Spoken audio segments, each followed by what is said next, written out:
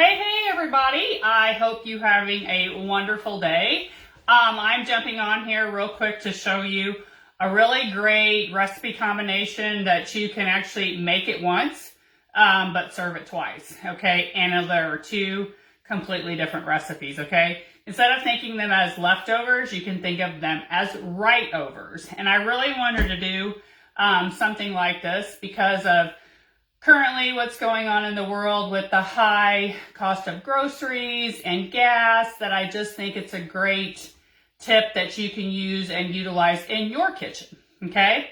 So I've already started it. The first recipe that I'm going to have for our meal is rush hour fajitas. And you can actually make this in either the deep covered baker, okay? Or you can actually do it right in your rock crock. Okay, and all the products that I'm going to be using for the recipe, I will put links in the comments to what they are. But before I went live, I went ahead and cut up onion and peppers and threw some garlic in here, some pressed garlic. Okay, you can slice your garlic or you can press it. And a couple things about, peppers, you guys. I used to be very specific with my recipes. If it said red pepper, I had to get a red, etc. 2 peppers, doesn't matter what color. Even if you use a bag of the multicolored peppers, just cut up a few more, whatever. And instead of using 2 onions, I actually did 1 large one. I don't like a ton of onions in it. I do love onions, but not that much. So that's what's in here now. And the reason you can use either one of these is because this recipe is made right in the microwave, okay? So we're gonna go ahead and get our chicken prepped. You will microwave these as the full breast. I think I bought a 4-pack of chicken breasts, and they were actually $1.99 a pound, which is very reasonable right now with what's going on. Usually it's a lot higher. So for these 2 chicken breasts, it's probably about $5, but they're pretty thick. So I do want to kind of butterfly them before I put them into our recipe. So what I'm going to do is with our close and cut, if you've never seen it, these are flexible in here, like so. And I'm going to put the very thick chicken breast, okay, within that close and cut. Taking a knife, any knife you can use, serrated or straight, doesn't matter, as long as it is wider than the width of the close and cut. And we're just going to go through here and cut it in half to butterfly it. So now you see that you have, they're not quite as thick. So this recipe, at the end of the day, after it's cooked, they will be microwaved and then shredded. So, you could get away with it this thick, but I don't know, they're just so thick. Okay, so I'm going to do this one too. Got that done, and if they're super thick, you could even butterfly like this piece again, depending on what you're making, right? So it's just a easier technique to get some thinner chicken breast, right? So for seasoning for our chicken breast, we're going to do 2 tablespoons of our chipotle rub. If you didn't know, cap's equivalent to 1 tablespoon, so you don't have to get your measuring spoons out unless you really want to. So I'm just going to use the lid to measure 2 tablespoons.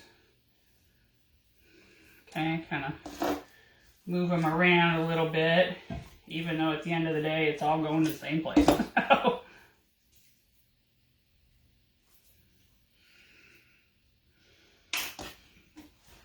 Okay, so I'm just going to kind of gently coat. It's, I'll dump whatever excess fell off when I put it on top of my veggies, which is what I'm going to do next. So you don't have to cut these up yet. You're going to lay the chicken. You're not going to really mix it up. You're just going to lay the chicken, if you guys can see, okay, top of your veggies. That.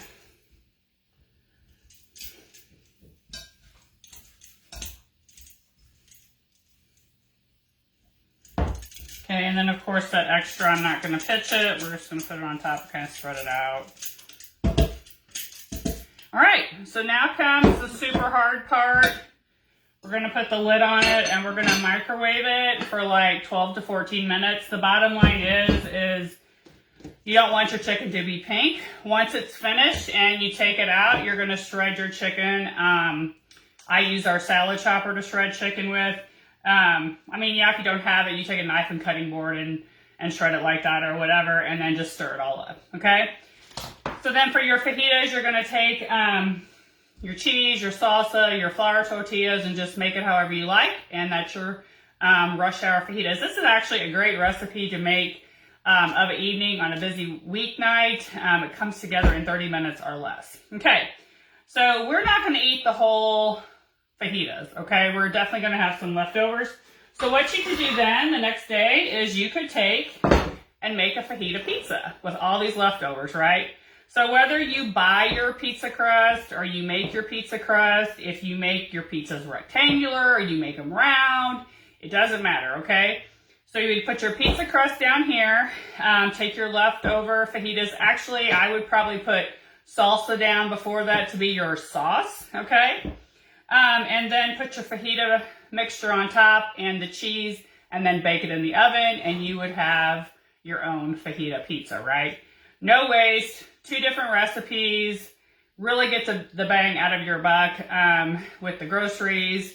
And you know, let's face it, it's pretty good for you. It's got some veggies in it, some good protein, and most everybody likes this kind of recipe. So, all right. Oh, I wanted to point out too that when I did up my vegetables, the waste of it, the stuff that I would usually throw away, I am now saving, because once I get a nice full bag of that, I'm going to start making my own vegetable broth. One other thing that I can make and not buy and have it fresh, right? Because what the heck, you know, you're throwing them away anyway. You might as well save them and utilize them for something, okay?